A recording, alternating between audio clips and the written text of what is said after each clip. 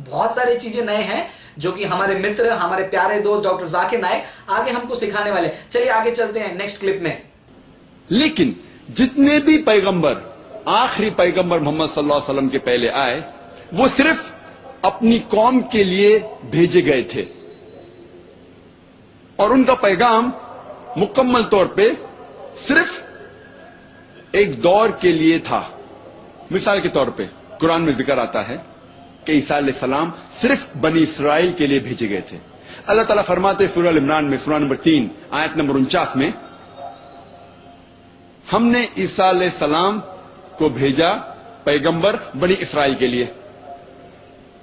जब हम बाइबल पढ़ते हैं, बाइबल में भी यह पैगाम लिखा गया है कि ईसा अलैहिस्सलाम सिर्फ बनी इसराइल के लिए भेजे गए थे। कई जगह लिखा है। Gospel of Matthew chapter number 10 verse number 5 और 6 में भी लिखा है, ईसा अलैहिस्सलाम फरमाते हैं अपने अपोस्टल से, अपने साथियों से, कहते हैं, go in not into the way of the gentiles. Gentiles के पास मत जाइए। जेंटाइल्स वो लोग हैं जो गैर यहूदी हैं। अगर कोई इंसान गैर यहूदी है उसे कहते हैं जेंटाइल। ईसा अलैहिस्सलाम फरमाते, आप मत जाइए गैर यहूदी के पास। Enter ye not into the city of the सैमरिटीन्स।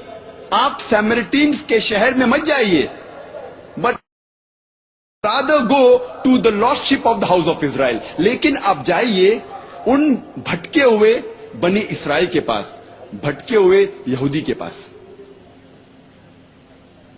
ईसा अलैहिस्सलाम फरमाते हैं गॉस्पेल ऑफ मैथ्यू में चैप्टर नंबर 15 वर्स नंबर 24 में, मैं नहीं भेजा गया हूं लेकिन सिर्फ भटके हुए बनी इसराइल के लिए।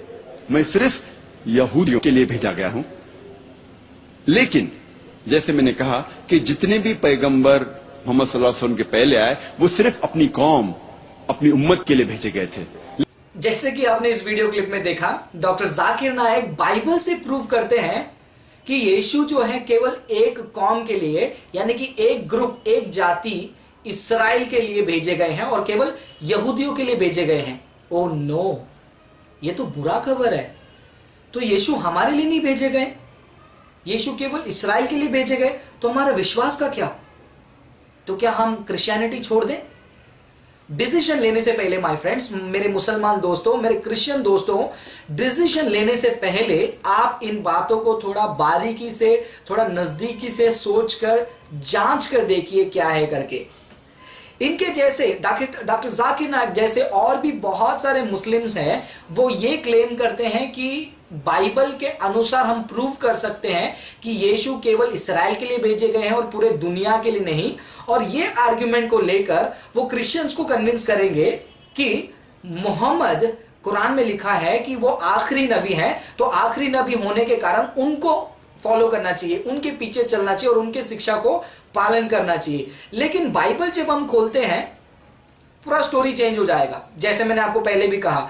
और ये क्लेम को, ये आर्ग्यूमेंट को सामने रखते हुए मुस्लिम जो है दो बाइबल के वचन कोट करते हैं, जैसे कि as usual doctor Zakir Naik ने भी जो बाय हार्ट करके मनन करके आए थे, वो है मत्ती के पुस्तक 10वां अध्याय 5वां और 6वां वचन, मैथ्यू चैप्टर 10 वर्स नंबर 5 और 6। मैं आपको ये पढ़कर दिखाना चाहूंगा।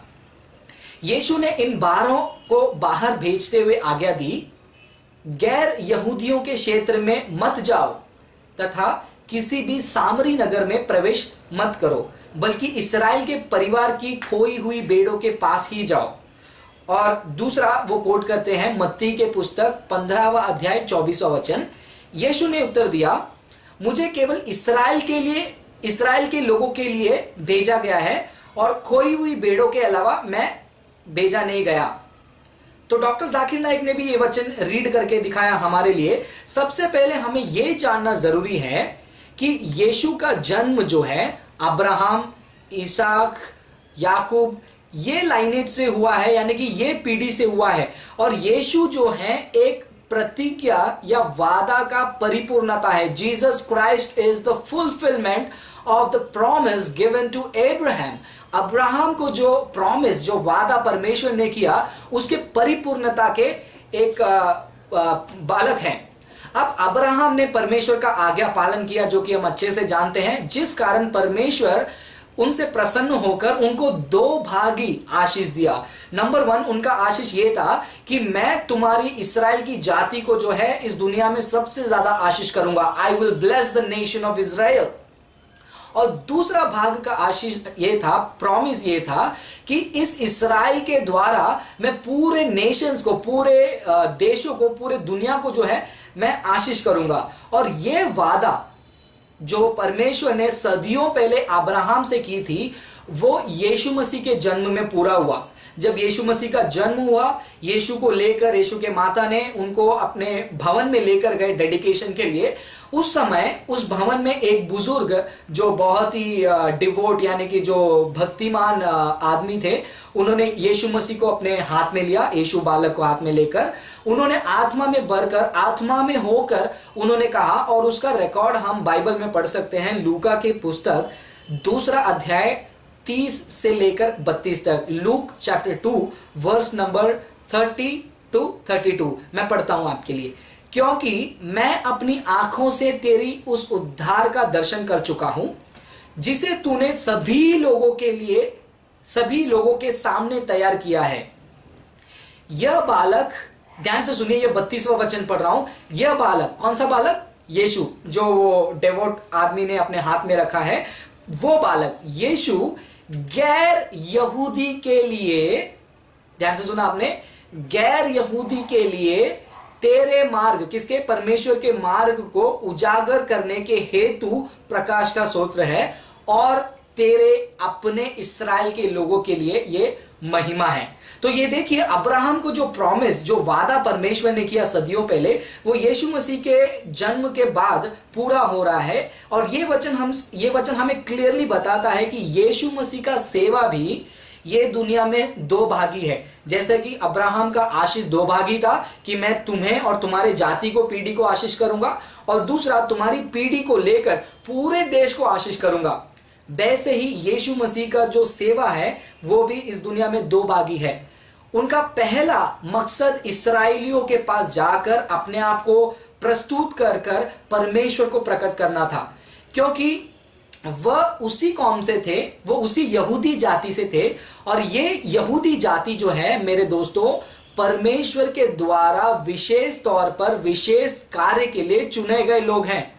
और मैं ये केवल बाइबल से नहीं कहूंगा, कुरान से भी मैं कह सकता हूं, ये यहूदी लोग, इस्राएली लोग अल्लाह के द्वारा यानी परमेश्वर के द्वारा चुने गए लोग हैं। कहां पर पढ़ता हूं मैं? सूरत अस-साद 38वां अध्याय 45 और 46 आयत में मैं पढ़ता हूं। सूरत अस-साद 38वां अध्याय 45 और 46 आयत में पढ़ता हूं, और इसकी कंफर्मेशन आप पढ़ सकते हो सूरत अल-बकरा 2 अध्याय 47वां आयत। सूरत अल-बकरा 2 अध्याय 47 आयत में लिखा है, अनफॉर्चुनेटली ये परमेश्वर के चुने गए लोग इस्राएली जो हैं अपने हृदय को कठिन किए और परमेश्वर को छोड़कर अपने अपने मर्जी के मार्ग को उन्होंने चुन लिया। इस कारण यीशु को जरूरी था कि इन चुने हुए लोगों के पास जाकर उनके बीच में चमत्कार वाला, अद्भुत वाला सेवा करे, ताकि वे लोग जान जाएं कि यीशु मसीह ही वो मसीहा है, यीशु ही वो मसीहा है जो ये यहूदी लोग सदियों से, कई सालों से इंतजार कर रहे हैं।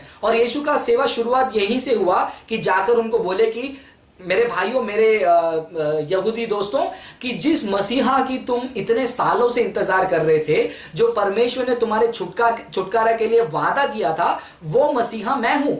तो उनका मकसद पहला वहां पर था।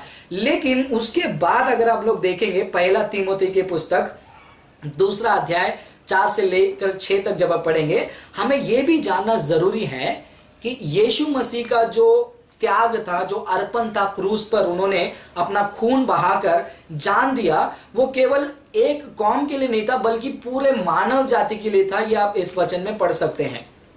और ये बहुत ही महत्वपूर्ण है क्योंकि यीशु ने अपना जान दिया, अपना खून बहाया आपके लिए, मुसलमान भाई, आपके लिए और मेरे लिए यीशु ने खून बहाया, ताकि उनके इस सैक्रिफाइस से, उनके इस चीज से कि हमको अनंत काल का जीवन परमेश्वर से पक्का है। वचन स्पष्ट कहता है कि यीशु मसीह यहूदी और गैर यहूदी लोगों के लिए इस दुनिया में आए। हम पढ़ते हैं कि यीशु ने अपने चेले को कहा, हम पढ़ सकते हैं प्रेरितों के वृत्तांत एक्ट्स चैप्टर 1 वर्स नंबर 8 में लिखा है, बल्कि जब पवित्र आत्मा तुम पर आएगा तुम्हें शक्ति प्राप्त होगी और यरूशलेम में, समूचे यहूदी में और सामरिया में और धरती के छोरों तक, कोने कोने तक तुम मेरा साक्षी बनो।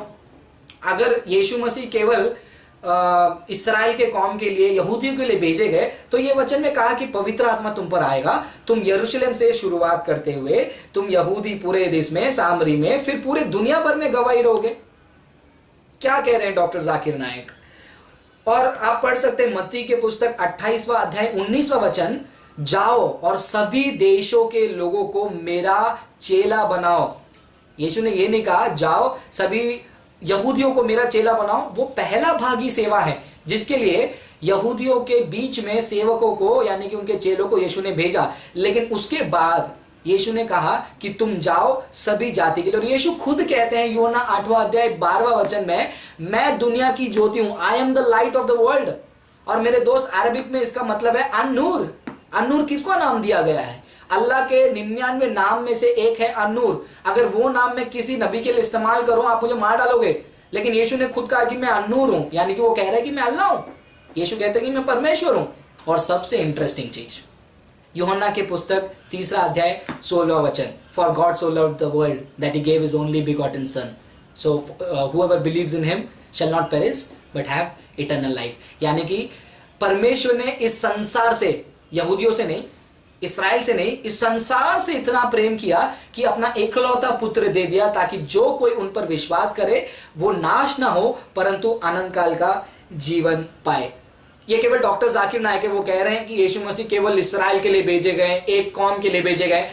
डॉक्टर जाकिर नायक भाई साहब, आप अपना कुरान ओपन कीजिए, पढ़िए। कुरान भी कहता है कि यीशु पूरे मानव जाति के लिए भेजा गया है। कहां पर मिलता है मुझे? सूरत अल मरियम, जहां पर यीशु के बारे में और उनके माता के बारे में लिखा। सूरत अल मरियम 19वां अध्याय 21वां आया। सूरत अल मरियम 19वां अध्याय 21वां आया। We wish to appoint him, Jesus, as a sign unto men and a mercy for us.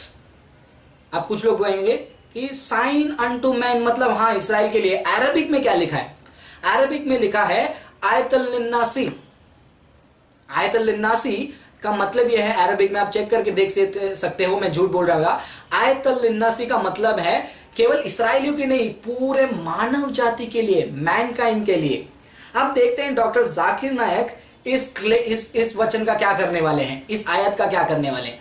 और अगर यीशु मसीह, यहां पर भी प्रॉब्लम है माय फ्रेंड्स। सबसे पहली बात, आप रिजेक्ट कर रहे थे कि यीशु मसीह एक कौम के लिए भेजे गए। आप प्रूफ प्रोवाइड करने के बाद, हाँ ठीक है फ्रांसिस, तुमने बाइबल से भी दे दिया और कुरान से भी दे दिया, यीशु मसीह सारे मानव जाति के लिए, आप एक्सेप्ट करोगे तो भी प्रॉब्लम है।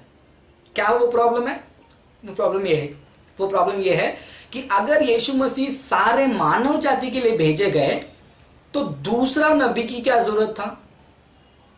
जब एक व्यक्ति ऑलरेडी सभी मानव जाति के लिए भेजा गया है, तो क्या आप ये कहना चाहते हो कि यीशु मसीह उतने पावरफुल नहीं थे, उतने एफिशिएंट नहीं थे, उनके अंदर उतनी खूबी नहीं थे, वो हार गए, इसके वजह से मोहम्मद को आकर उनका काम पूरा करना पड़ेगा? कुरान में तो ये नहीं सिखाया। कुरान तो सिखाता है कि यीशु बहुत परफेक्ट है। लेकिन जब हम ऐसे व्यक्ति के बात सुनेंगे डॉक्टर जाकिर नायक का, वो खुद भी कंफ्यूज है, दूसरों को भी कंफ्यूज करेंगे। तो अगर आप बाइबल ओपन करें, कुरान ओपन करिए, क्लियर कट प्रूफ हमें मिलता है यीशु मसीह एक मात्र कौम के लिए नहीं बल्कि पूरे